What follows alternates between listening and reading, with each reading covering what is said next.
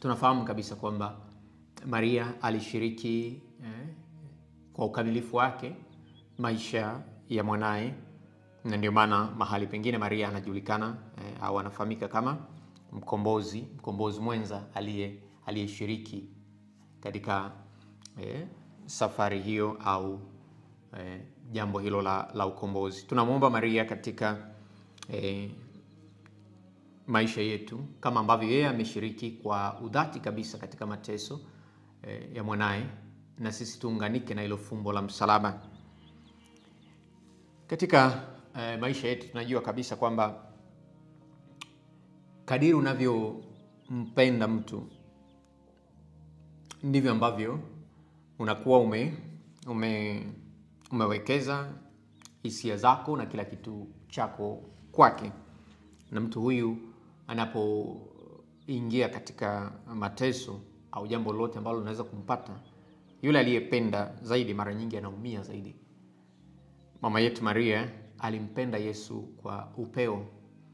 Alimpenda kuliko wanadamu wote, na anapata mateso, si mateso ya mwili tu, lakini mateso yake yanakuwa makali zaidi kwa sababu ni mateso ya nafsi, mateso anayoyapata, mateso ya hisia, uchungu anaoupata, uchungu wa roho.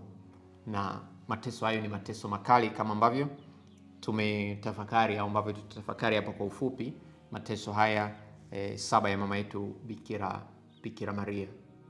Kwa hiyo tangu kale, kwa kutazama nafasi yake katika historia ya wokovu, tumetafakari jinsi ambavyo Maria alishiriki kwa ukamilifu katika historia ya wokovu, na kila wakati tunaombwa kumkimbilia mama huyu na kutafakari wakati mwingine yale tunayopitia kwa jicho la Maria, mama yetu wa mateso. Katika mafunuo ya Mtakatifu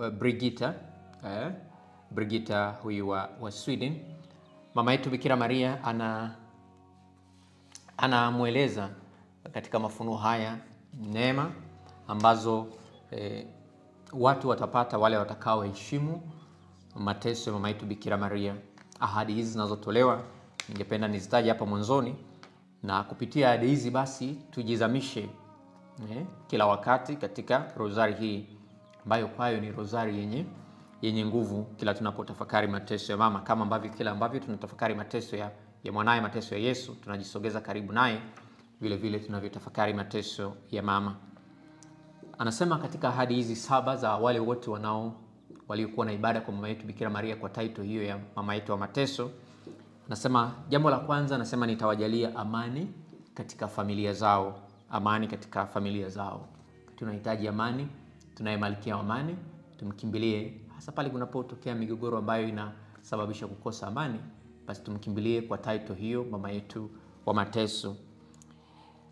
Ya pili, anasema watafunuliwa kuhusu mafumbo ya kimungu.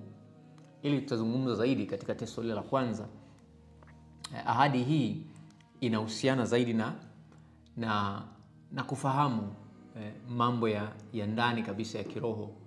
Kama ambavyo niliwaambia tulivyotafakari kuzaliwa kwake, nimesema kadiri tunavyojisogeza karibu na mama, tunapata mafunuo tofauti, tunaelewa injili tofauti, tunaelewa mambo ya kiroho tofauti kadiri tunavyosogea karibu na mama. Na neema hii Maria anaipata kwa sababu naambiwa tangu mwanzo anapoambiwa na Simeoni kwamba upanga utauchoma moyo wake, Maria anaoneshwa kinaga ubaga jinsi ambavyo atakavyopitia mateso atakayoyapitia. Kwa hiyo mara nyingi ahadi hiyo nawaambia hasa wazazi tunapowalea watoto, na wakati mwingine tufahamu mambo anayoyapitia, si rahisi katika kizazi chetu kutuambia au kusema waziwazi mambo yanayopitia. Kuna mambo mengi unaweza kuwa kwenye familia yamejificha, haujui, unahitaji Mungu asiruhusu ukatembea katika giza, basi mkimbilie Maria kwa title hiyo au kwa nafasi hiyo, kwa mama yetu wa huzuni, ukitafakari mateso yake. Kwa hiyo ahadi ina maana kubwa. Wakati mwingine mambo yetu ya kiroho tunaweza tukawa na defect fulani au tuna kitu fulani kwenye maisha yetu ambacho labda hakimpendezi Mwenyezi Mungu na hatujui.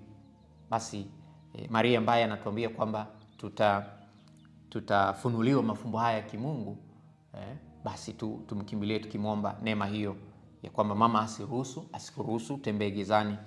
Ahadi ya 3 anasema nitawafariji katika mateso yao na nitakuwa nao katika kazi zao. Ahadi kubwa kabisa. Nitawafariji katika mateso. Tunaye mama mfariji Maria mama yetu. Anasema hutatembea peke yako, hautateseka peke yako. Daima nitakuwa pamoja nawe. Kwa hilo linatupa vile vile neema au hamu zaidi ya kumkimbilia Maria kwa title hiyo, mama yetu wa mateso. Anasema vile vile nitaambatana nao au nitakuwa nao katika kazi zao, kwamba hutakuwa peke yako. Maria anatuahidia hiyo kwamba daima hutakuwa peke yako. Tumwalike Maria vile vile katika shughuli zetu, katika kazi zetu. Ahadi ya 4 anasema nitawapa kadiri watakavyoomba, mradi tu haiendi kinyume na mapenzi matakatifu ya mwana wangu wa kimungu na utakatifu wa roho zao. Ahadi hii anatuambia kwamba kile tunachomuomba atatujalia tupate kwa maombezi yake, kwa msaada wake, ikiwa ni kwa mapenzi ya Mungu na hakipingani na utakatifu wa roho zetu. Hilo ni vizuri kusema kwamba ahadi hii inazungumzia kwamba kila tutapomwendea, ikiwa ni mapenzi ya Mungu, tupate tunachokipata. Na sala kubwa nilishawaambia kwamba ni kumwambia Mungu mapenzi yako yatimizwe. Na anasema ikiwa hakipingani na utakatifu wa roho zetu. Wakati mwingine unaweza kupita katika jambo ambalo Mungu anaruhusu upitie ili utakaswe. Kama maandiko yanavyosema, kama dhahabu inavyojaribiwa katika moto, ndivyo ambavyo wakati mwingine roho zetu zinapitishwa katika majaribu ili kutusaidia kuwa watakatifu. Yanaweza kawa ni maumivu kwa wakati ule, lakini Mungu ameruhusu litusaidie katika utakatifu wetu. Kwa hiyo anasema ikiwa halipingani na utakatifu wa roho yako, halipingani na mapenzi ya Mungu, kuwa assured nitakujalia kwa maombezi yangu utapata. Kwa hiyo tumkimbilie tukiwa na confidence hiyo na ahadi hiyo. Anasema ahadi ya 5, nitawatetea katika mapambano yao ya kiroho dhidi ya adui wa kuzimu, dhidi ya shetani, na nitawalinda kila wakati wa maisha yao. Hii ahadi ya 5, wale wanaofanya huduma ya exorcism katika kanisa, katika kanisa, mapare ambao wana huduma hii, mara nyingi wanamuomba Maria katika title hii ya Bikira Maria wa mateso, hasa kulingana na ahadi hii kwamba anasema tunapoenda katika mapambano dhidi ya kiroho, dhidi ya yule mwovu, basi anayetulinda, anayetutunza ni mama yetu Maria wa mateso. Je, tuna vita vyovyote vya kiroho tunavyopitia, mashambulio yote ya adui, mambo ya mapepo na nini, muombe Maria, muombe mama wa mateso. Sali rozari ya mateso 7 na utaona unapata ushindi katika chochote unachopitia. Kumbuka hiyo ahadi, anasema nitawatetea katika mapambano ya kiroho dhidi yule ya adui wa kuzimu na nitawalinda kila wakati wa maisha yao. Kwa hili linatupa confidence, tusiogope hata mara moja, tusiogope. Unaona kuna hali fulani haieleweki, unaona kabisa hapa kuna nguvu ya yule adui anaingia, basi muombe Maria mama wa mateso. Kimbilie Maria kwa jina hilo, mama yetu wa huzuni, mama yetu wa mateso, naomba msaada wako dhidi ya adui, dhidi ya nguvu hizi za giza zinazonishambulia. Na every time Maria anapoonekana, basi yule mwovu anakimbia. Ahadi ya 6 anasema nitawasaidia kwa dhahiri wakati wa kifo chao, na anasema watauona uso wa mama yao. Kama wewe tunasali ile sala mwisho tunapomaliza rozari, tunatamani kufa mikononi mwa Yesu, Maria na Yosefu. Mama yetu wa mateso anasema mkiendelea kuniomba, mkiendelea kuyatazama mateso yangu na kutafakari jinsi ambavyo ninawapenda na nimeshiriki kwa dhati katika kuwasaidia, basi hamtakufa peke yenu. Ahadi ya mwisho anasema nimepata neema hii kutoka kwa mwana wangu wa kimungu kwamba wale watakao sambaza ibada hii ya mateso watachukuliwa moja kwa moja kutoka maisha ya duniani hadi furaha ya milele kwani dhambi zao zote zitafutwa na mwana wangu atakuwa faraja na furaha yao ya milele. Ahadi kubwa kabisa kwamba kumbe sio tu kwa ajili yetu. Tunapofahamu hizi siri za kimungu ni kwa ajili ya wengine, na tunapowafundisha wengine na kuwasaidia wengine, tunaambiwa na sisi tuna hii ahadi kwamba ukisambaza, ukiwafundisha wengine kufahamu ibada hii, basi Mungu atatujalia ahadi hiyo ya furaha ya milele, kuishi maisha ya utakatifu na kufika mbinguni. Kwa hiyo nisema nizitaje hizo ahadi 7 za mama yetu Maria, mama wa mateso, ambazo zinatokana na mafunuo ya Mtakatifu Bridget, ambayo amepitia kwa haraka. Nafikiri nilituma katika grupu Rosari ile na tafakari ile ya mateso 7. Kwa hiyo hapa niseme tu kwa haraka kwa sababu ya mambo yaliyopo mbele yangu hapo kesho. Kwa hiyo ningetamani ni yapitie tena kwa haraka, labda kama kuna point fulani hatujaielewa, au kuna teso fulani hatujalielewa, namna gani tutafakari mateso haya tukijitazama na sisi, na yatusaidie katika sala zetu. Teso la kwanza tunalipata katika Injili ile ya Luka sura ya 2 aya 22 hadi 24. Inahusiana na utabiri wa Simeoni, utabiri wa Simeoni au unabii wa Simeoni. Hili teso la kwanza actually ndio msingi wa mateso mengine. Wazazi wazazi ambao mna watoto, daima mtoto anapokuja analeta furaha katika familia, hasa katika ile miezi ya mwanzo. Daima mtoto kila mmoja anampongeza mzazi na mtoto analeta furaha.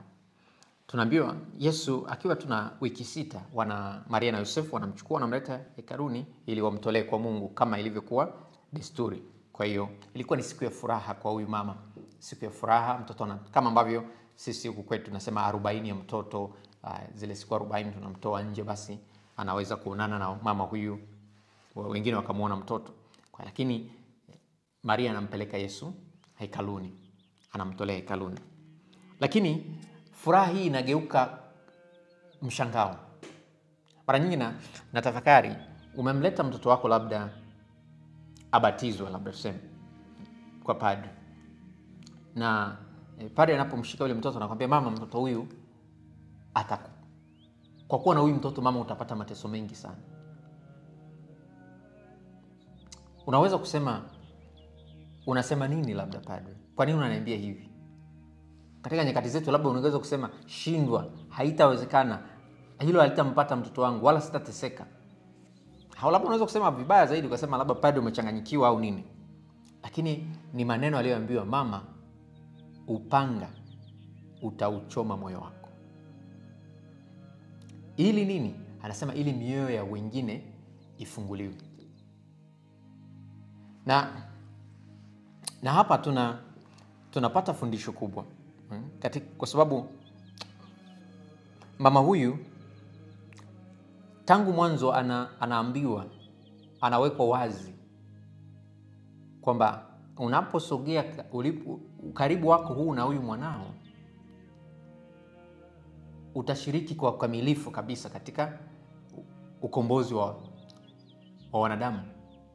Ndio maana anasema nao utapita katika mateso ili mawazo ya mioyo mingi yafunuliwe. Injili ya Luka sura ya 2 aya 34 na 35. Na tafakari kwamba ikiwa tungelikuwa tunaambiwa kesho yetu, labda unaambiwa au Mungu anakuambia tangu mwanzo, unajua kabisa utakufa kwa namna gani, nafikiri tungeishi maisha ya hofu sana. Hata wakati wengine tungekufa kabla hata ya umri wetu, au ungejua kuna jambo fulani ambalo ni baya litatokea kwenye maisha yako, ungeishije maisha yako? Kuna wengine wangekata tamaa kabisa ya kuishi. Lakini Maria, pamoja na kwamba ameambiwa, anajua, lakini mama huyu, mama wa matumaini, anaishi kwa matumaini, anaishi kwa mpango wa Mungu, anaishi kwa kuyapokea mapenzi ya Mungu, akiyakabidhi yote mikononi mwa Mungu. Ndio maana Injili hapo inamalizika kwamba Maria aliyaweka hayo yote moyoni. Kwa hiyo unabii huu unaweka nafasi ya Maria kama mbebaji wa mafumbo ya kimungu, mbeba maono, Na ndio maana tunasema Maria ndiye ambaye tunamuomba wakati mwingine atusaidie kutambua mambo tusiyoyaelewa, tusiyoyatambua. Ni mwongozo kwa waumini ambao tunatafuta ukweli uliofichika. Kwa hiyo machungu yake hapa ni kwamba aliona mapema kukataliwa kwa mtoto wake, kuteswa, kukanwa. Kwa hiyo ndio maana tunaomba wakati mwingine nasi tumkimbilie mama huyu ili kuelewa mapambano ya kiroho na upungufu wetu wa ndani. Hilo ni teso la kwanza. Kila tunapotafakari teso hili, nikumbuke hivyo. Huzuni ya mama huyu, lakini ujasiri wake wa kubeba mafumbo. Unajua unaishi maisha yako ni kama fumbo. Ni Mungu tu anayoyajua. Hata wakati mwingine kama tunaona kabisa hata mbele ya kuwezekani, mwambie Maria, wewe uliona kabisa, ulijua kabisa mbele kutakuwa kugumu, lakini uliishi maisha ya ujasiri, maisha ya imani, maisha ya matumaini. Ndio maana tunamwomba mama huyu atusaidie. Teso la pili la mama huyu ni kukimbilia Misri. Ndio malaika anamuonya Yosefu katika ndoto, Injili ya Mathayo sura ile ya 2 aya 13, ili amchukue Yesu na mama yake wakimbilie Misri. Teso hili linatuambia au linatufundisha kutegemea utaratibu wa Mungu katika majaribu. Furaha ya mzazi huyu inakatishwa tena mapema kabisa. Familia inakuwa wakimbizi mapema kabisa. Maria akiwa ni mama anapaswa kuwa na nguvu ya kukabiliana na mateso haya anayoyapata.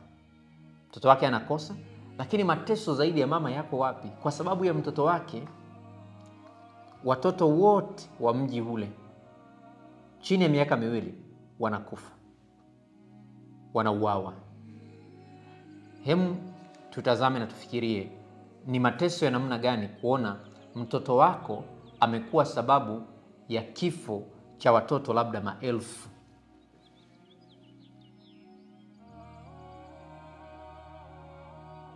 Sababu lengo sio tu kumwokoa mtoto wake, sio mateso aliyopata tu katika kumwokoa, zaidi mateso yaliyotokana na mtoto wake wengine wameyapata, wamekuwa sababu ya wao kuuawa.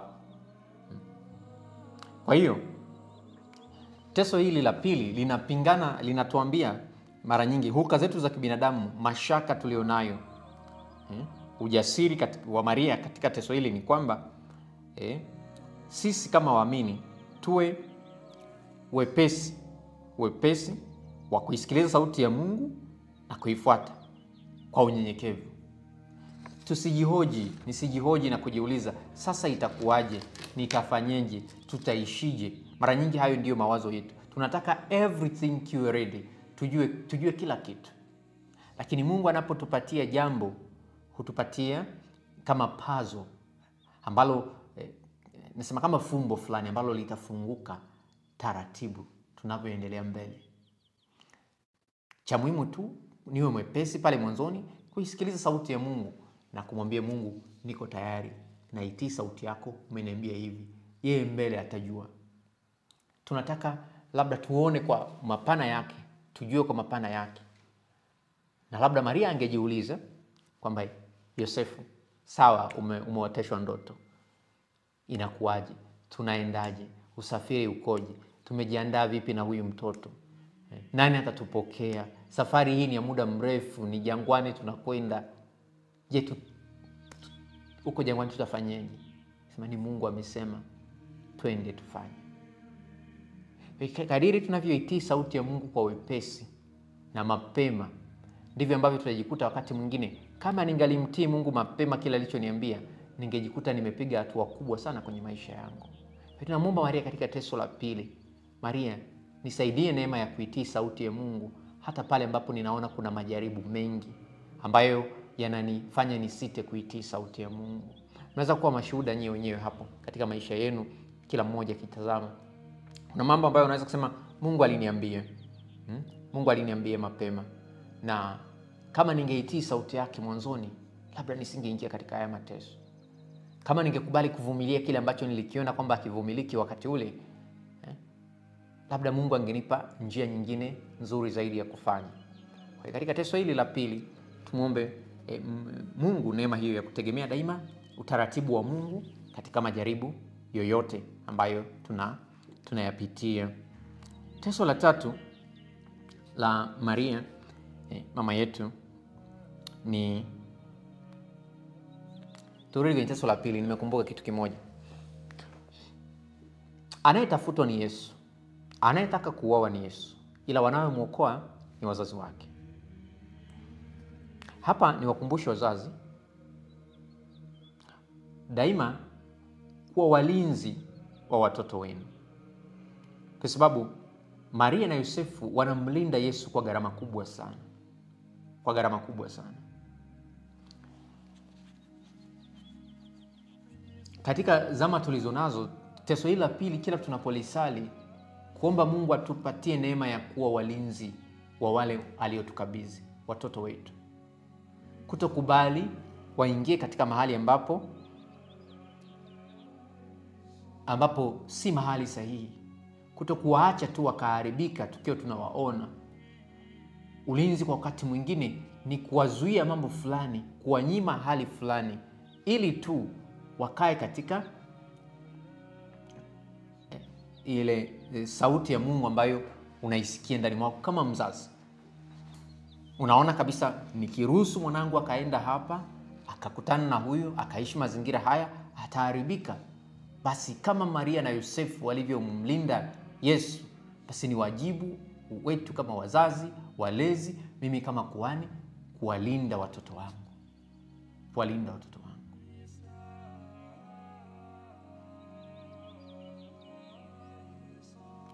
Pamoja na kwamba Yesu alikuwa mdogo, hawakumuomba kwamba sasa kuna watu wanakushambulia, tunataka kukuokoa. Walimchukua wakaenda naye.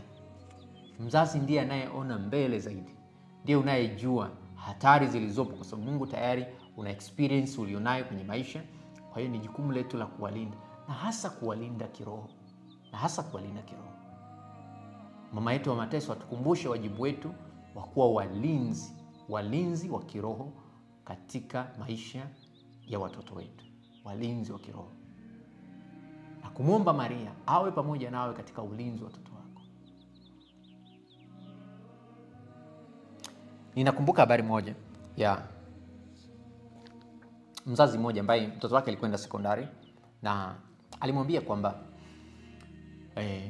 unapokwenda mwanangu, Mungu ndiye atakaye kulinda na kuombea, lakini nakuomba kila jitahidi kabla hujalala bwenini, jitahidi kusali rozari hata 11 tu, ili Maria mama yetu awe pamoja nawe akulinde. Yule mtoto alikuwa faithful akisali rozari ile kila siku. Ni historia ya kweli, nafikiri nikipata details vizuri kwenye mtandao nitawaambia. Nisema siku moja katika shule ile walivamiwa na muuaji mmoja ambaye alikuwa ni serial killer, alikuwa anaua tu watu hovyo. Alipoingia katika ile bweni ilikuwa ni shule ya wasichana, akaingia katika ile bweni, ameshaua wengine 3, lakini alipoingia kwenye ile bweni ambaye alikuwa mtoto huyu akiwa amelala na rozari yake, yule alishindwa kumuua yule mtoto, na vile vile alishindwa kutoka pale bwenini, akaja akakamatwa pale pale.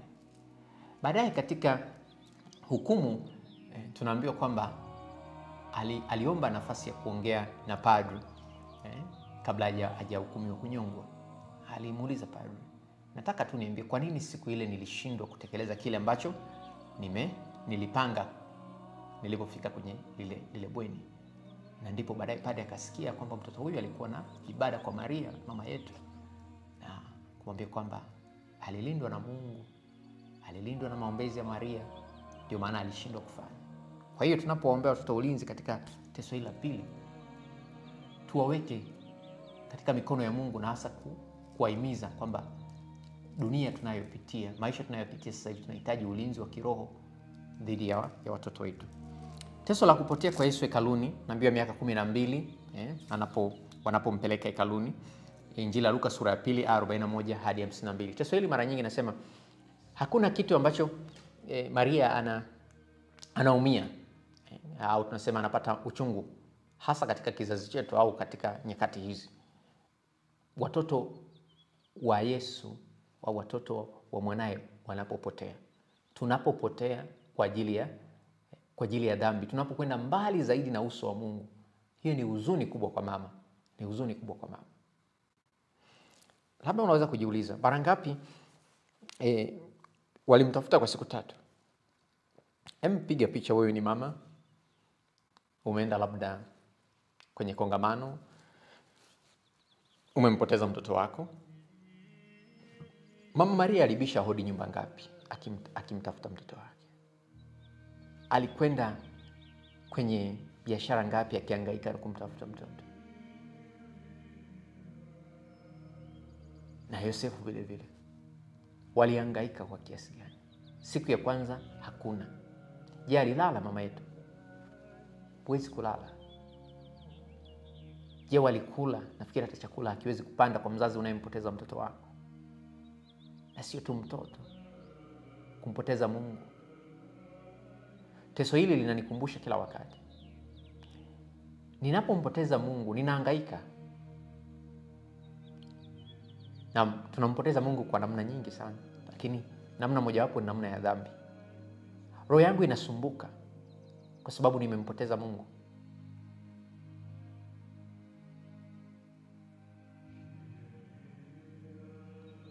Na ninasumbuka labda kutafuta tiba, kutafuta huyu Mungu niliyempoteza nimpate haraka kwa kwenda kuungama.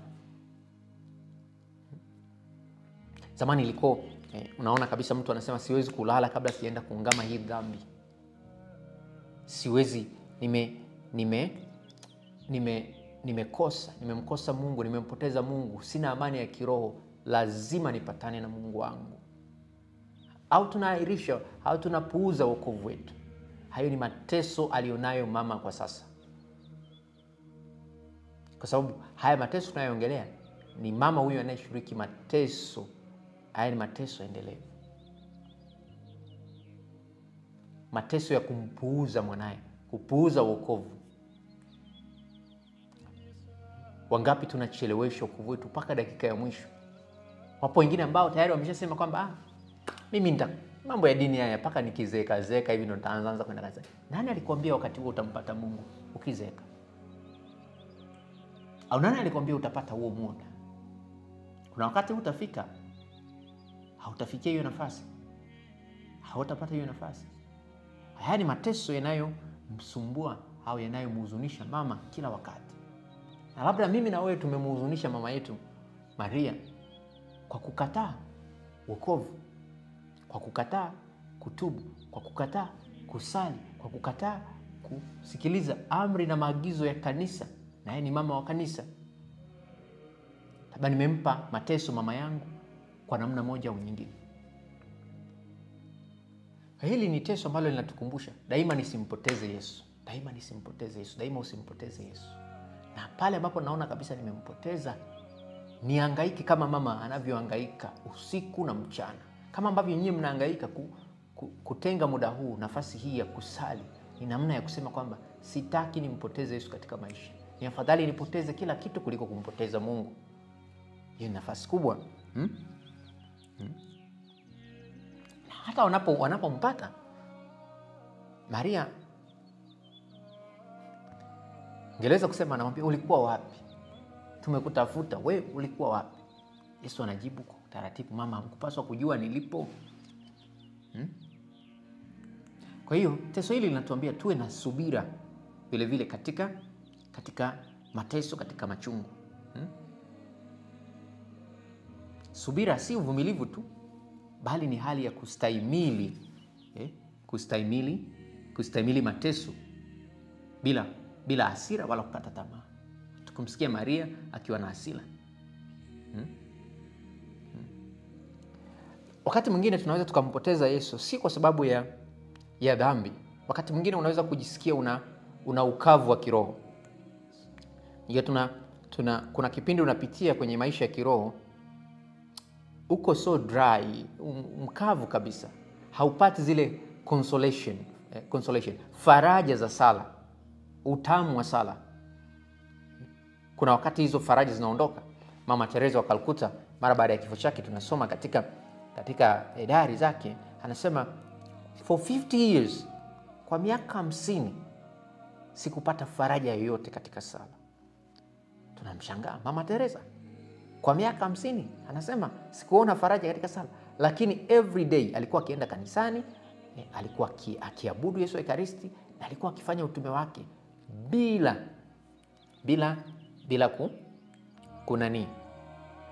bila kuacha, pamoja na hiyo spiritual dryness.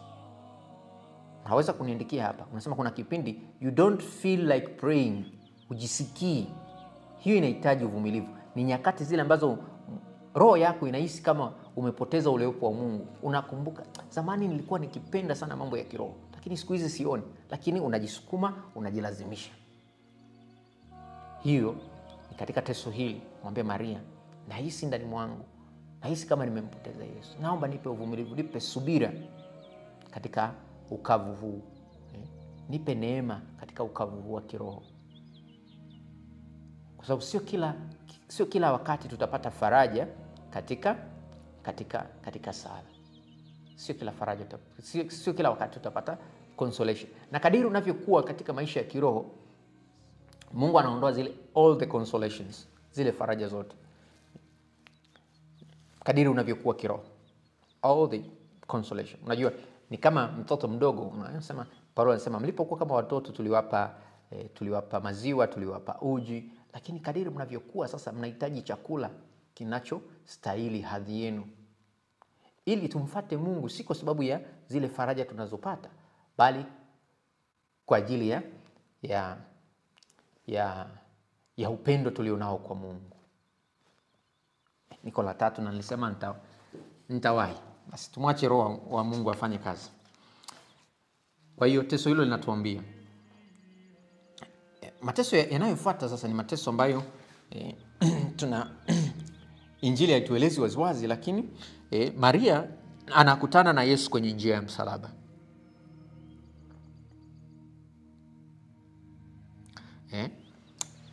Hatuelezi kwamba walionana mara mwisho lini kabla ya Yesu, kwa sababu najua kwamba Yesu alikuwa akienda akihubiri.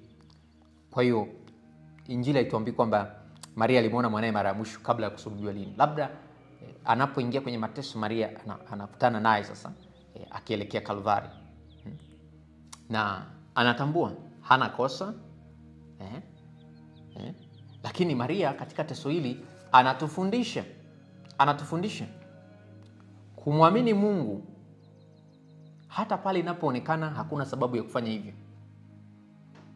Upendo wake kwa Mungu ulimfanya asimame karibu na mwanae bila kumwacha.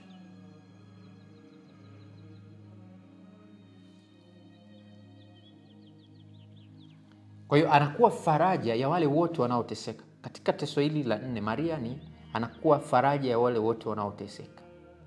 Ni kumwalika Maria katika mateso yake. Nasema, mama, kama ulivyokutana na Yesu njiani alipokuwa akiteseka, nami mama usiniache peke yangu.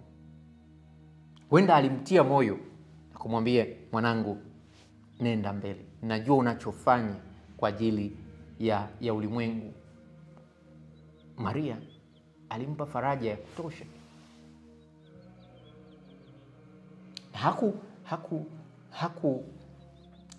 Hakumwambia atoke katika yale mateso au katika ile safari, lakini alikuwa pamoja naye.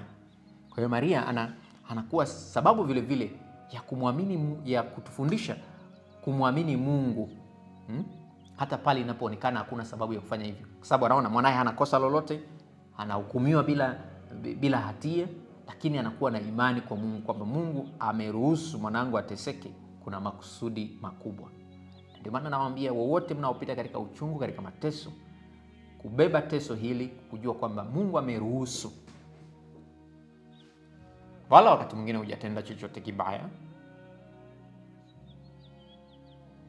Wala unajua katika tulivyotafakari juzi ni kuambia injili za mafanikio, mara nyingi zinatuonesha kila mateso yana sababu. Kila mateso yana sababu. Tunajua kweli dhambi ilipoingia duniani, dunia haikuwa vile ilivyokuwa Mungu alivyokusudia iwe. Lakini mateso yakipewa kila mateso, kuna sababu fulani ambayo lazima tupambane na ile sababu, kusema labda huenda nimekosa hivi, kuna mahali nilikosea, kuna mahali nilifanya hivi. Ni kukosa imani kwa Mungu, ambaye wakati mwingine anaruhusu hayo yatokee ili afanye tendo lililo bora zaidi, kwa sababu tunajua kabisa katika tukio la msalaba, kosa hili lenye heri, tukio linaloonekana baya, Mungu amefanya jambo lililo jema zaidi. Kwa hiyo hii inaondoa vile vile tunapotafakari teso hili kumwambia mama, kama wewe ulivyopokea mpango wa Mungu katika mateso, katika safari hii pamoja na machungu, ukaruhusu mpango wa Mungu, nipe neema na mimi ya kupokea. Tusianze kuassociate kila kitu, labda hii ni laana, labda kuna mahali nilimkosea Mwenyezi Mungu, na wakati mwingine tukaenda na vile visababishi, tukasahau kwamba Mungu anataka tumuamini yeye katika hilo ili utukufu wake udhihirike zaidi. Teso la 5, mama yetu Maria anasimama chini ya msalaba na anamuona Yesu akikata roho. Injili ya Yohane sura ya 19 aya 25. Kusimama kwake hapa pa msalaba, Maria anaonesha fadhila zote za Kikristo. Maria anaonesha ujasiri bila kuogopa. Anaonesha busara yake, haki, anaonesha imani yake, anaonesha matumaini yake, anaonesha upendo wake, anaonesha kiasi na anaonesha unyenyekevu. Kwa yeye kusimama mpaka mwisho, tena pale msalabani, maandiko yanataja alikuwepo. Hayo tungeweza kusema mama yake alimwacha, lakini alikwenda naye mpaka mwisho. Hapa anakuwa ngome ya kiroho dhidi ya uovu na anakuwa mshiriki hai wa ukombozi. Na hili ndilo linalomtukuza katika historia ya wokovu. Ndio maana hapa ndipo tunahimizwa kama waamini kukimbilia msaada wa maombezi yake. Msaada wa maombezi ya Maria kwa kusimama mpaka mwisho. Hapa tunamuomba Maria neema hiyo ya kusimama mpaka mwisho. Atujalie neema hiyo, the grace to persevere, mpaka mwisho. Usishinjane. Na mimi nakuombea usishinjane. Usishinjane. Chochote ambacho umekianza, chochote ambacho unakifanya, usikubali kushinjana. Usikubali kukatisha tamaa. Usikubali kuutua msalaba wako. Sema, ikiwa ninaubeba pamoja na Mungu, ikiwa nabeba mateso pamoja na mama, sitaishinjana. Tasimama mpaka mwisho. Kwa Maria, pamoja na huzuni anayokamata maiti ya mwanae, na wakati mwingine labda sanaa haituoneshi vizuri, kwa sababu Maria teso hili la 6 la kushushwa msalabani, anapewa mtoto wake, na hakuna uchungu mkubwa kama uchungu wa mzazi kushika maiti ya mwanae, kushika mtoto wake akiwa amekufa. Kwa wale ambao Mungu aliruhusu wakapita katika jambo hilo la kufiwa. Unaona kabisa mtu aliyefiwa na mtu wa karibu anakwenda anamshika, kwa huzuni na kwa uchungu mkali. Na zaidi, Yesu alikuwa ameharibiwa, amepigwa vya kutosha. Yaani kama mama yake hata haitambui sura ya mwanae wala mwili wa mwanae, ameumizwa vibaya. Marehemu Papa Benedict wa 16, wakati ile filamu ya Passion of Christ imetoka na watu waliona kwamba filamu ile imeonyesha mateso sana, akasema walao hao wamejaribu kiasi kidogo kuonesha mateso. Filamu ile ya Passion of Christ, manake mateso yalikuwa makali sana. Mwili wake uliharibiwa vya kutosha. Sasa mwili huu amepewa mama yake, ameshushwa akapewa mama yake. You can imagine how painful it was kwake.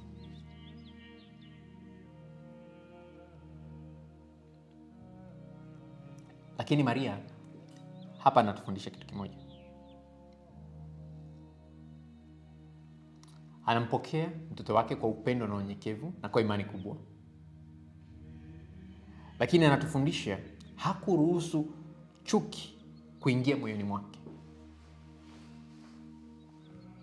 Labda kipindi hicho amemshika mwanae, ingalikuwa ni mwingine, ingalikuwa ni mimi na wewe, ningeweza kusema wale waliomtendea mtoto wangu hivi, tungetamka kila aina ya laana, kila aina ya maneno, tungepanga mipango ya kulipiza kisasi, tungesali sala za kuomba moto ushuke waangamie. Lakini Maria, mama yetu, maumivu hayo yanayapokea. Na ndio maumivu na mateso hayo ambayo yanamstahilisha mama huyu kuwa na nguvu kubwa ya kutukomboa.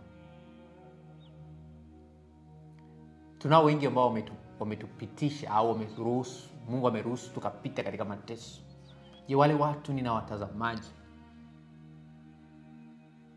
Wale ambao wamesababisha hali ulionayo sasa, vifungo ulivyonavyo sasa, unawaonaje? Unawatazamaje?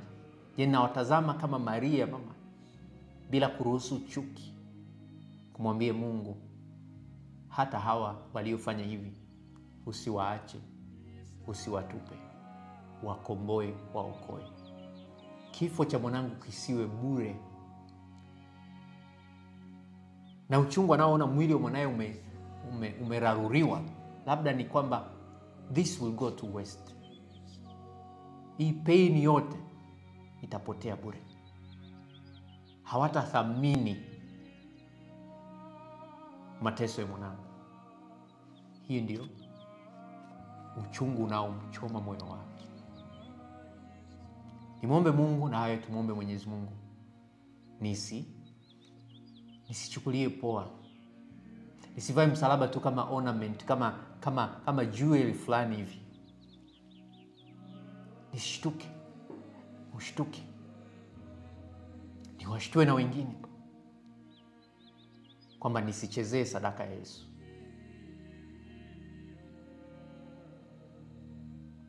Nimuone mama yake alivyoteseka.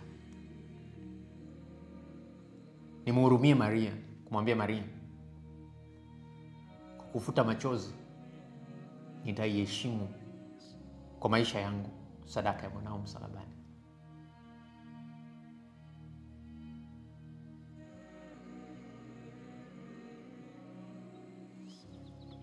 Teso la mwisho, teso la 7. Yesu anazikwa na Yusufu wa Arimathaya anatoa kaburi lake, anamzika.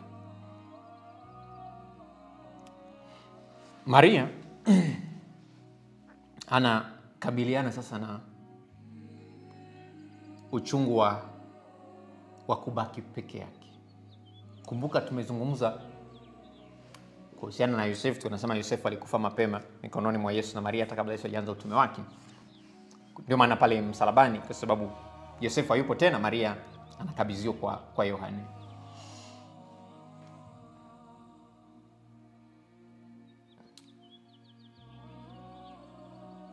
Mara nyingi tunathamini kitu au mtu au watu, au tunaelewa umuhimu wa watu pindi ambapo hawapo karibu nasi.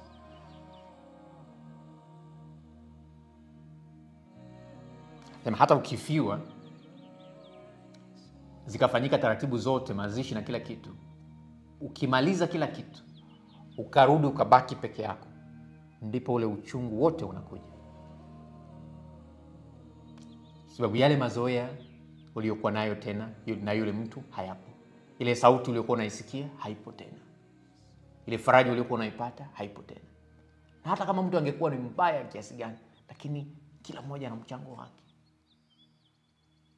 Nasema the most important lesson katika maisha tunajifunza always in the moments hizi za mateso.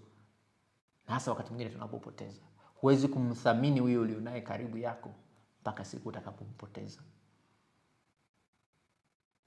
Sasa mateso ya mama katika ile teso la mwisho, teso lake ni kwamba sasa anarudi maisha ya peke yake mpaka pale atakapo palizwa mbinguni. Anakana na wafuasi hawa akiwaimarisha, akiwa na tumaini kubwa katika ufufuko. Ni imani kwamba Yesu anapofufuka, mtu wa kwanza kwenda kumpa faraja ni mama yake.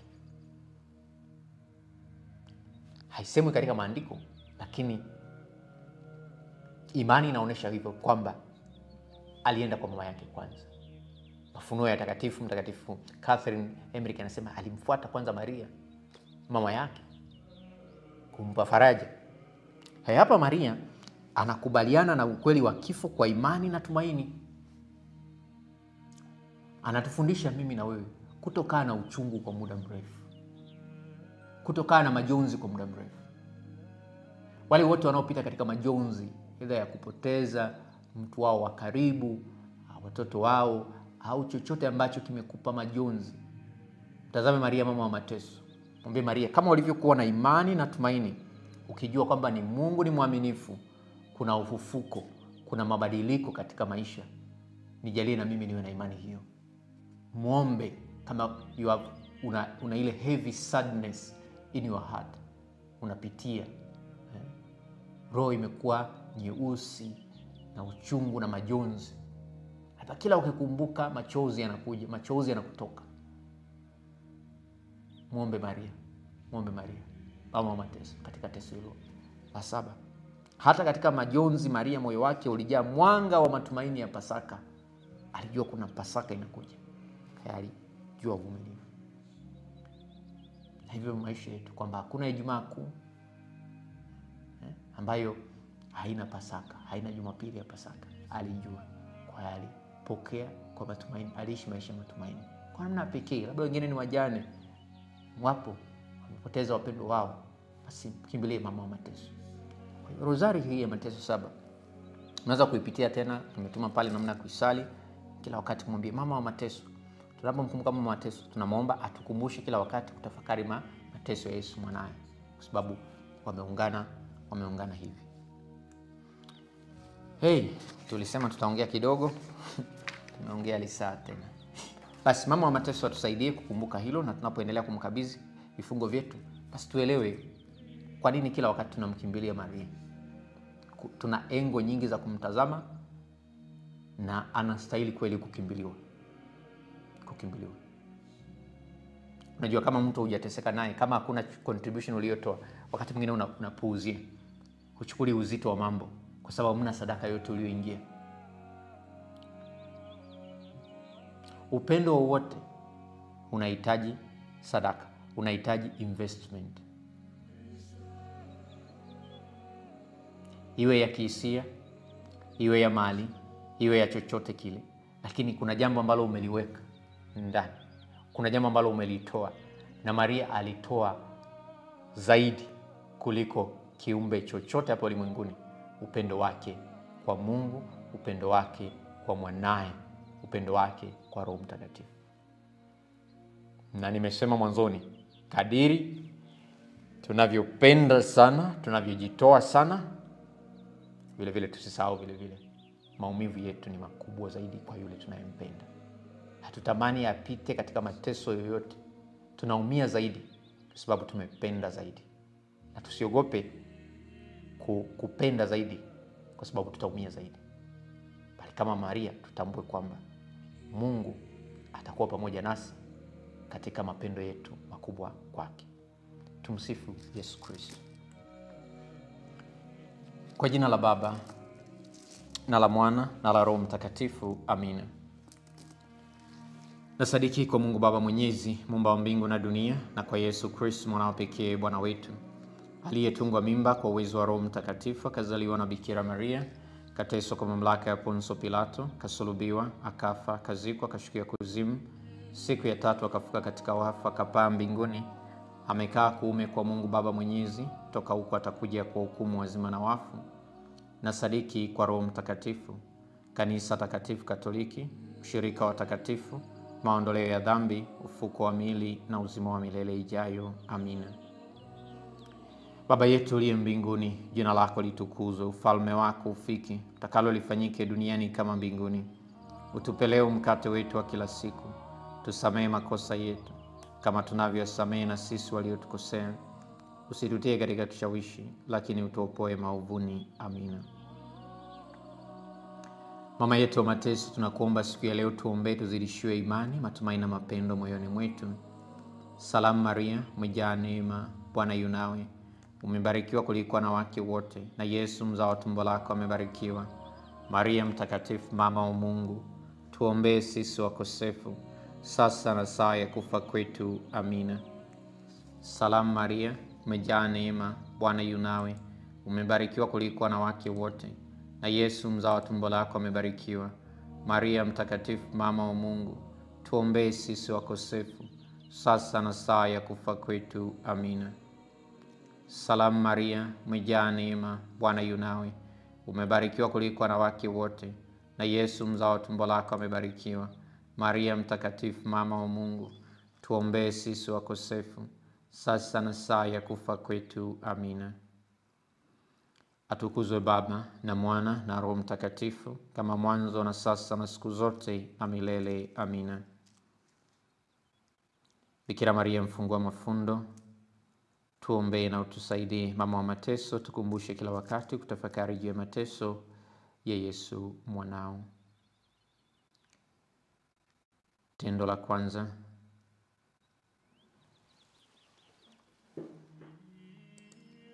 Matendo ya uchungu. Yesu unatoka jasho la damu.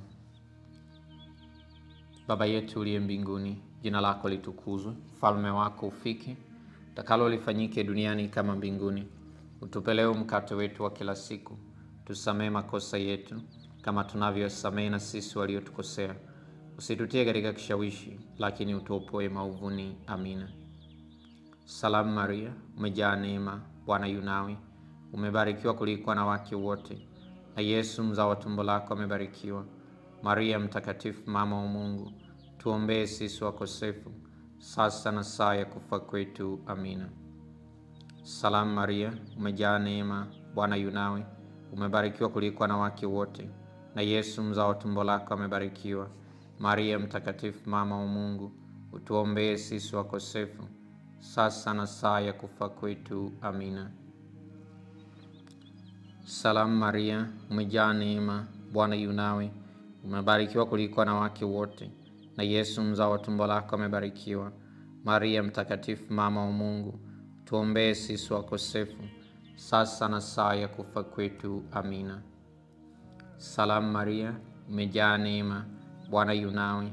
Umebarikiwa kuliko wanawake wote, na Yesu mzao wa tumbo lako amebarikiwa. Maria mtakatifu, mama wa Mungu, utuombee sisi wakosefu, sasa na saa ya kufa kwetu. Amina. Salamu Maria, umejaa neema, Bwana yu nawe. Umebarikiwa kuliko wanawake wote, na Yesu mzao wa tumbo lako amebarikiwa.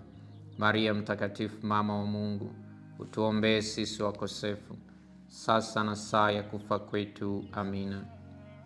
Salamu Maria, umejaa neema, Bwana yu nawe. Umebarikiwa kuliko wanawake wote, Yesu mzao wa tumbo lako amebarikiwa. Maria mtakatifu, mama wa Mungu, tuombee sisi wakosefu, sasa na saa ya kufa kwetu. Amina.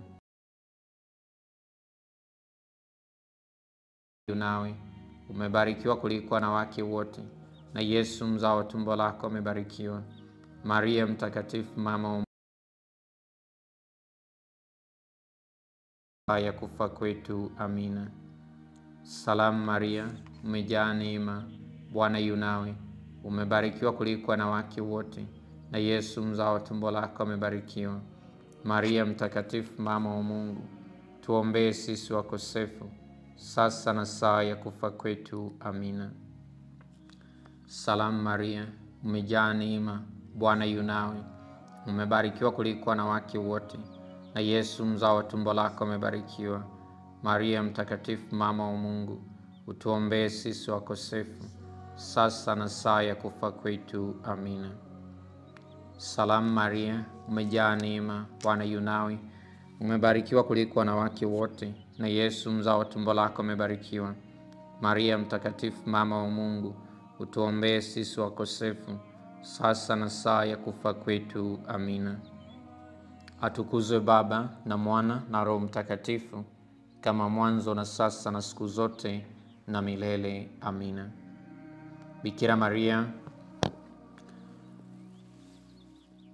mfungua mafundo, utuombee na utusaidie. Mama wa mateso, tukumbushe wakati wote kutafakari juu ya mateso ya Yesu mwanao. Teso la pili, Yesu unapigwa mijeledi.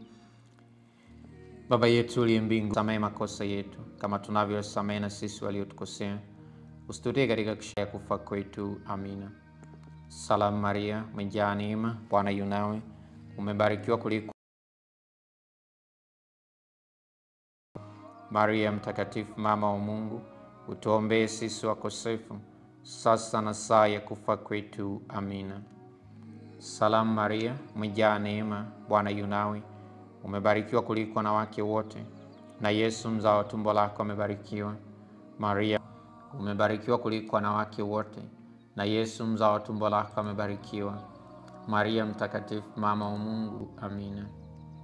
Salamu Maria, umejaa neema, Bwana yu nawe, umebarikiwa kuliko wanawake wote, na Yesu mzao wa tumbo lako amebarikiwa.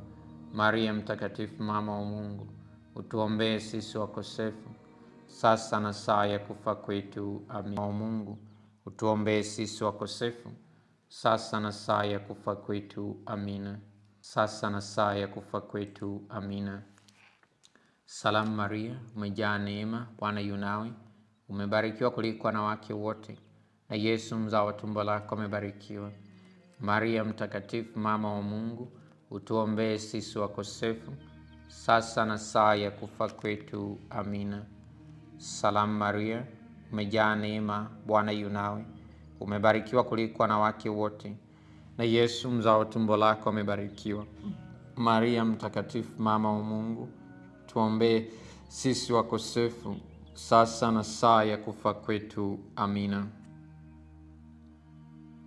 Atukuzwe Baba na Mwana na Roho Mtakatifu, kama mwanzo na sasa na siku zote na milele. Amina.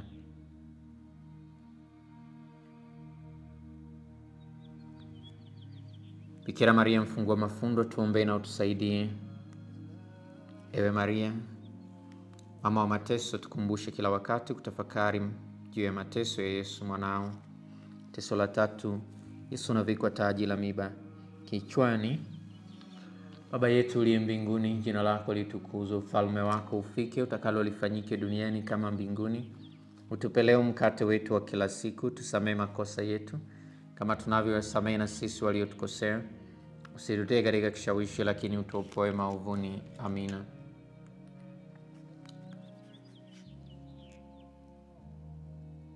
Salamu Maria, umejaa neema, Bwana yu nawe, umebarikiwa kuliko wanawake wote, na Yesu mzao wa tumbo lako amebarikiwa.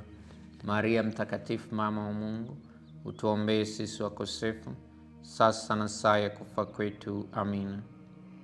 Salamu Maria, umejaa neema, Bwana yu nawe, umebarikiwa kuliko wanawake wote, na Yesu mzao wa tumbo lako amebarikiwa.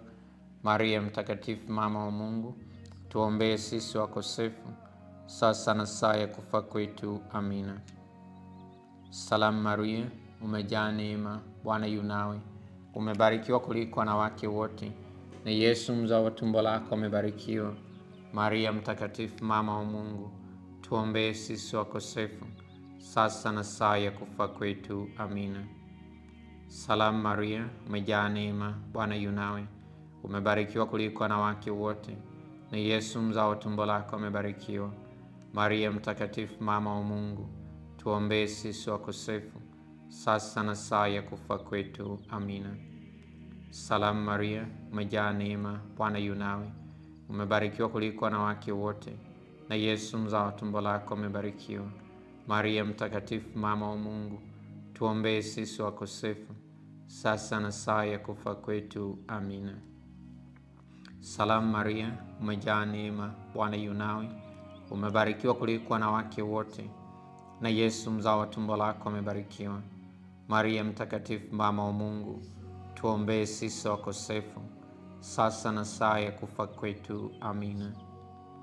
Salamu Maria, umejaa neema, Bwana yu nawe. Umebarikiwa kuliko wanawake wote, na Yesu mzao wa tumbo lako amebarikiwa. Maria mtakatifu, mama wa Mungu, tuombee sisi wakosefu, sasa na saa ya kufa kwetu. Amina. Salamu Maria, umejaa neema, Bwana yu nawe.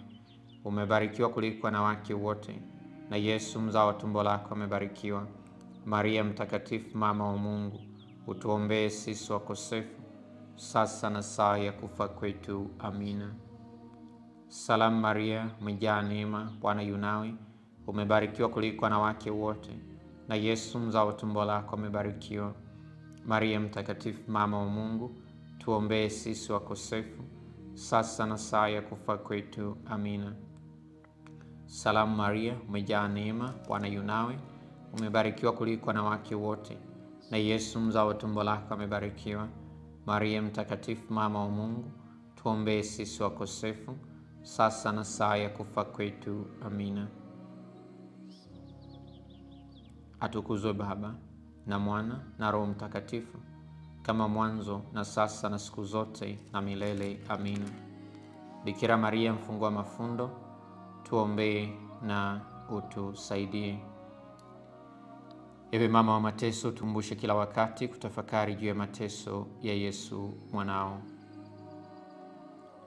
Na sasa tusali tafakari siku hii ya 41. Mama mfungua vifungo, mkarimu na mwenye huruma, ninakuja kwako leo nikiweka tena kifungo hiki.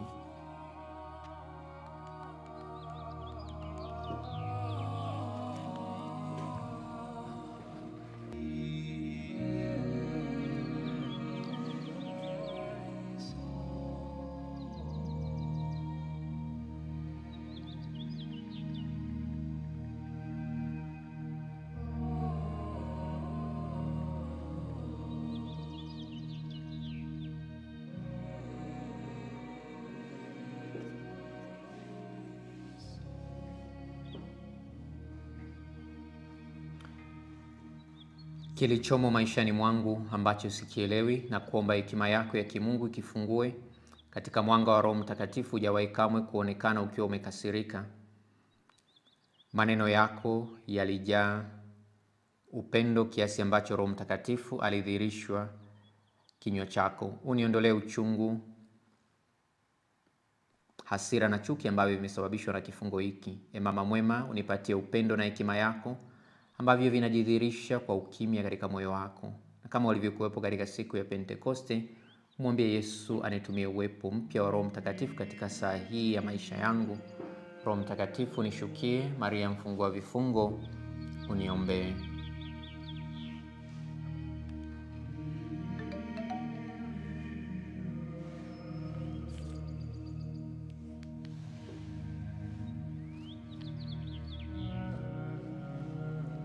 Tendo la 4. Yesu nabeba msalaba wako. Baba yetu uliye mbinguni, jina lako litukuzwe, ufalme wako ufike, utakalo lifanyike duniani kama mbinguni.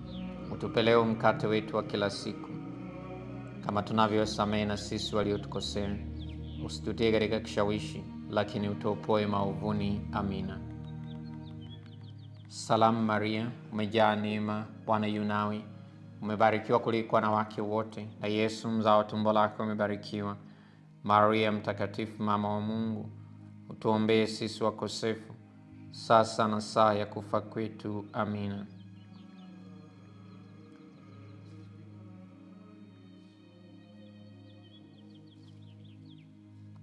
Salamu Maria, umejaa neema, Bwana yu nawe. Umebarikiwa kuliko wanawake wote, na Yesu mzao wa tumbo lako amebarikiwa.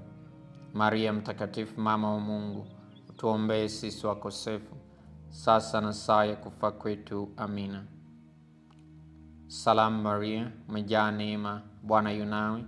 Umebarikiwa kuliko wanawake wote, na Yesu mzao wa tumbo lako amebarikiwa. Maria mtakatifu, mama wa Mungu, utuombee sisi wakosefu, sasa na saa ya kufa kwetu. Amina. Salamu Maria, umejaa neema, Bwana yu nawe. Umebarikiwa kuliko wanawake wote, na Yesu mzao wa tumbo lako amebarikiwa. Maria mtakatifu, mama wa Mungu, tuombee sisi wakosefu, sasa na saa ya kufa kwetu. Amina. Salamu Maria, umejaa neema, Bwana yu nawe, umebarikiwa kuliko wanawake wote, na Yesu mzao wa tumbo lako amebarikiwa. Maria mtakatifu, mama wa Mungu, tuombee sisi wakosefu, sasa na saa ya kufa kwetu. Amina. Salamu Maria, umejaa neema, Bwana yu nawe, umebarikiwa kuliko wanawake wote, na Yesu mzao wa tumbo lako amebarikiwa. Maria mtakatifu, mama wa Mungu, tuombee sisi wakosefu, sasa na saa ya kufa kwetu. Amina. Salamu Maria, umejaa neema, Bwana yu nawe, umebarikiwa kuliko wanawake wote, na Yesu mzao wa tumbo lako amebarikiwa. Maria mtakatifu, mama wa Mungu, utuombee sisi wakosefu, sasa na saa ya kufa kwetu. Amina. Salamu Maria, umejaa neema, Bwana yu nawe, umebarikiwa kuliko wanawake wote, na Yesu mzao wa tumbo lako amebarikiwa. Maria mtakatifu, mama wa Mungu, utuombee sisi wakosefu, sasa na saa ya kufa kwetu. Amina. Salamu Maria, umejaa neema, Bwana yu nawe, umebarikiwa kuliko wanawake wote, na Yesu mzao wa tumbo lako amebarikiwa. Maria mtakatifu, mama wa Mungu, utuombee sisi wakosefu, sasa na saa ya kufa kwetu. Amina. Salamu Maria, umejaa neema, Bwana yu nawe, umebarikiwa kuliko wanawake wote, na Yesu mzao wa tumbo lako amebarikiwa. Maria mtakatifu, mama wa Mungu, utuombee sisi wakosefu, sasa na saa ya kufa kwetu. Amina. Salamu Maria, umejaa neema, Bwana yu nawe, umebarikiwa kuliko wanawake wote, na Yesu mzao wa tumbo lako amebarikiwa. Maria mtakatifu, mama wa Mungu, utuombee sisi wakosefu, sasa na saa ya kufa kwetu. Amina. Salamu Maria, umejaa neema, Bwana yu nawe, umebarikiwa kuliko wanawake wote, na Yesu mzao wa tumbo lako amebarikiwa. Maria mtakatifu, mama wa Mungu, utuombee sisi wakosefu, sasa na saa ya kufa kwetu. Amina. Atukuzwe Baba na Mwana na Roho Mtakatifu, kama mwanzo na sasa na siku zote na milele. Amina. Bikira Maria, fungua mafundo, tuombee na utusaidie. Ewe Maria, tukumbushe kila wakati kutafakari juu ya mateso ya Yesu mwanao. Teso la 5, Yesu na kufa msalabani. Baba yetu uliye mbinguni, jina lako litukuzwe, ufalme wako ufike, utakalo lifanyike duniani kama mbinguni. Tupe leo mkate wetu wa kila siku, tusamehe makosa yetu kama tunavyowasamehe na sisi waliotukosea, usitutie katika kishawishi, lakini utuopoe maovuni. Amina.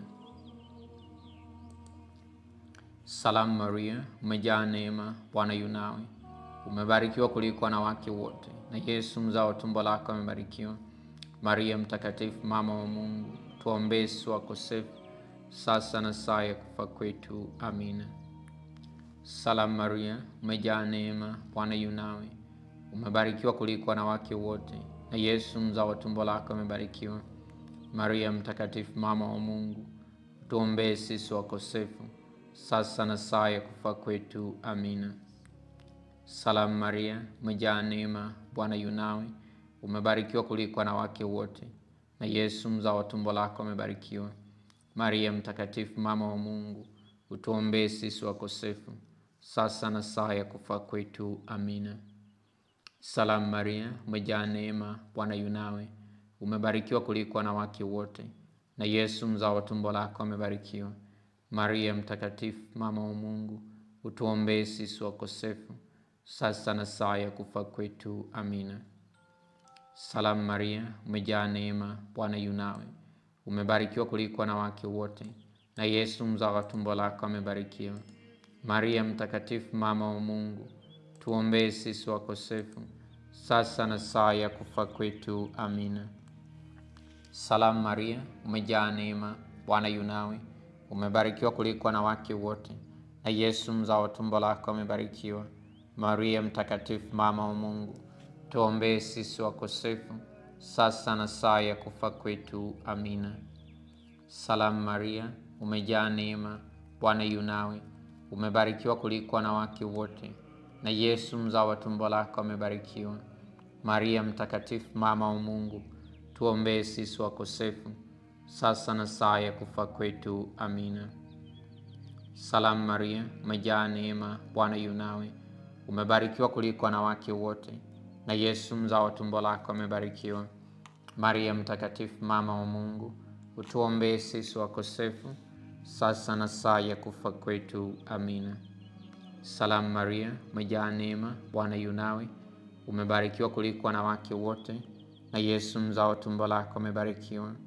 Maria mtakatifu, mama wa Mungu, tuombee sisi wakosefu, sasa na saa ya kufa kwetu. Amina. Salamu Maria, umejaa neema, Bwana yu nawe, umebarikiwa kuliko wanawake wote, na Yesu mzao wa tumbo lako amebarikiwa. Maria mtakatifu, mama wa Mungu, tuombee sisi wakosefu, sasa na saa ya kufa kwetu. Amina. Atukuzwe Baba na Mwana na Roho Mtakatifu, kama mwanzo na sasa na siku zote na milele. Amina. Bikira Maria mfungua mafundo, tuombee na utusaidie. Ewe Maria mama wa mateso, tukumbushe kila wakati kutafakari juu ya mateso ya Yesu mwanao. Na sasa tusali sala kwa mama yetu mfungua mafundo. Bikira Maria, mama wa upendo wa kweli, mama ambaye hujawahi kukataa kamwe kumsaidia mtoto mwenye shida aliyekukimbilia, mama ambaye mikono yako daima haiachi kuwahudumia watoto wako wapendwa, kwa kuwa inasukumwa na upendo wako wa kimungu na huruma isiyo na mipaka iliyomo moyoni mwako. Naomba uniangalie kwa huruma na kuonyesha mnyororo wa vifungo vilivyomo katika maisha yangu. Unajua vema jinsi nilivyokata tamaa, maumivu yangu, na jinsi ambavyo nimefungwa na vifungo hivi. Maria, mama ambaye Mungu amekuamini na akakupa uwezo wa kufungua vifungo katika maisha ya watoto wake, ninauweka mikononi mwako utepe wa maisha yangu.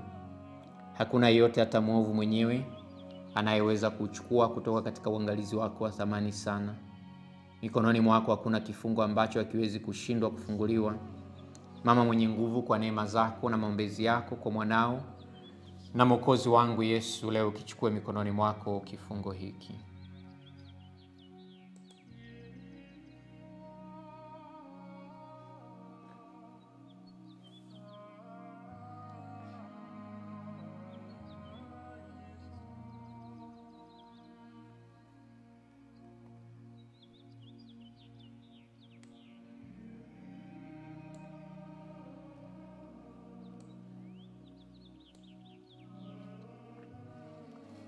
Ninakuomba kwa utukufu wa Mungu kifungue kifungo hiki, wewe uliye tumaini langu.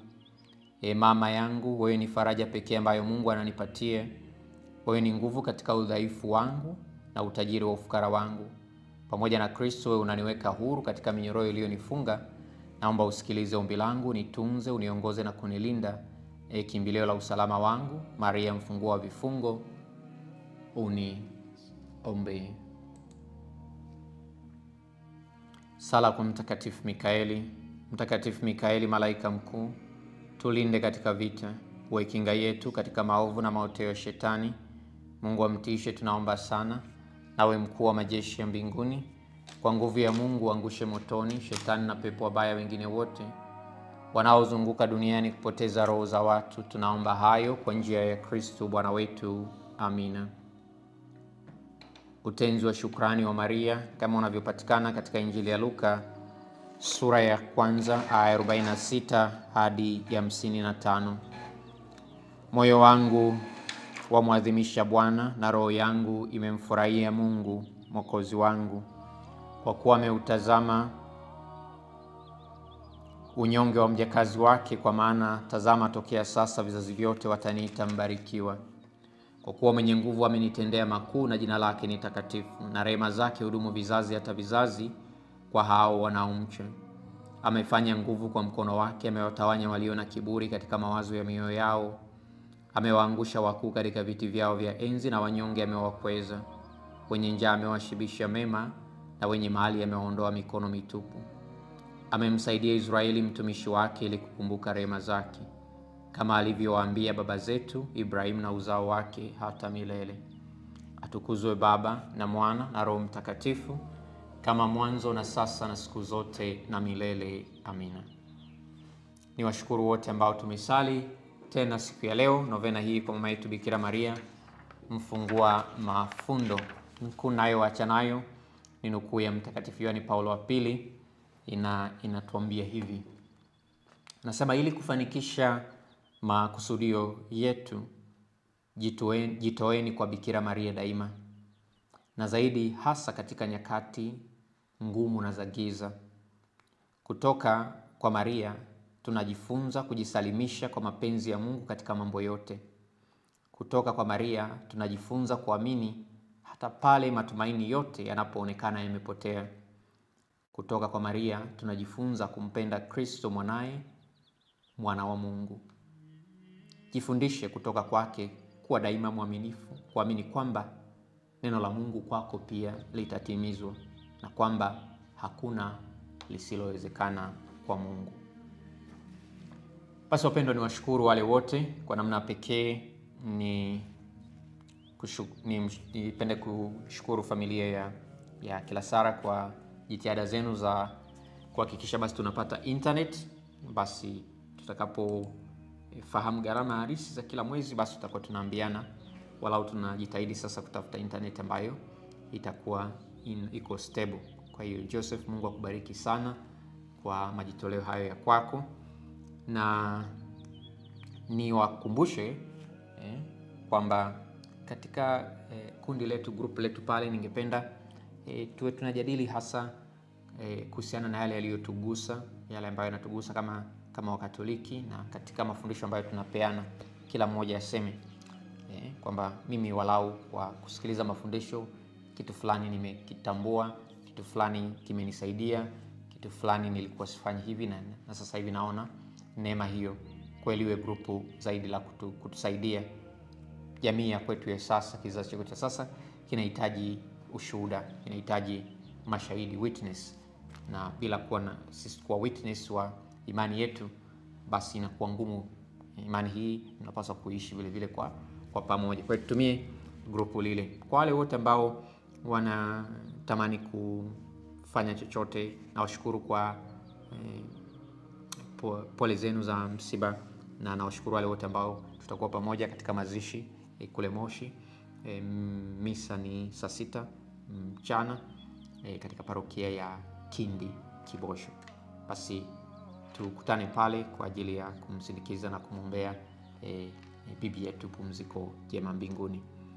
Kwa mawasiliano mengine yoyote, kama wapo wengine ambao wanatamani kuchangia, ningependa mtumie namba hiyo inayoonekana katika screen sasa, na unaweza kuchangia tu private mwenyewe unavyotaka, au kama unatamani kuwasiliana nami, basi namba ni hiyo ya Voda inayoonekana sasa katika screen, inayoishia na 810740722581. Lakini la muhimu zaidi ni kuendelea kuimarishana kiroho, kuimarishana katika imani yetu. Sote kwa pamoja tunahitaji kuimarishana. Mwenyezi Mungu awabariki, na mama yetu wa mateso basi asimwache hata mmoja wetu aliyeko mahali hapa katika maisha yake, na katika chochote ambacho anamuomba mama huyu ambatane naye daima. Bwana awe nanyi, awabariki na kuwalinda Mungu Mwenyezi, Baba na Mwana na Roho Mtakatifu. Amina. Mjaliwe usiku mwema.